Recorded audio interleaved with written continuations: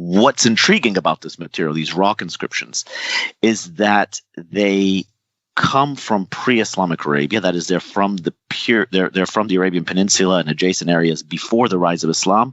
But unlike the material that informed our traditional narratives, our traditional ideas about pre-Islamic Arabia, these texts were produced by inhabitants from that time period and from those places. They are eyewitnesses. They're eyewitness accounts, you can say.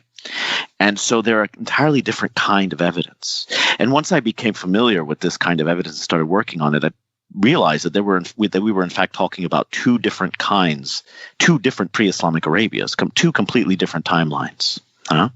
You have the pre-Islamic Arabia that we know from Muslim sources, which we call the Jahiliyyah, the Age of Ignorance, and that pre-Islamic Arabia concerns primarily the events and the political and cultural landscape of the peninsula in any real detail only a few centuries before the rise of Islam, whereas the pre-Islamic Arabia that we could know from inscriptions and from archaeology would stretch back thousands of years, right?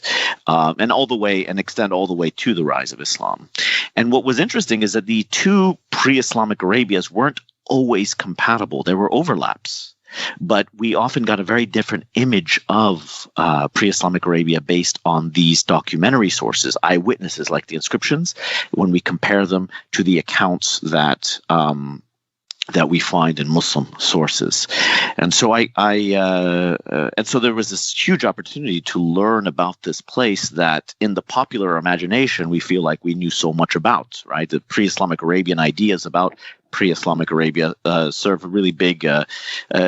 as an interpretive or an exegetical tool in Muslim literature, and so there's this idea that we know quite a bit about how things were in the Jahiliyyah. That the Arabian Peninsula was much more rather isolated. That the Arabians were barbaric and lacking writing and all of these sort of topoi, and that.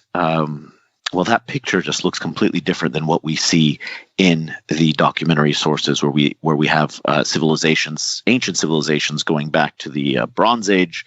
We have writing, copious amounts of writing all over the peninsula, extensive contacts with the rest of the Near East, and indeed, at least pre-Islamic South Arabia should properly be considered one of maybe the third pole of civilization in the ancient Near East.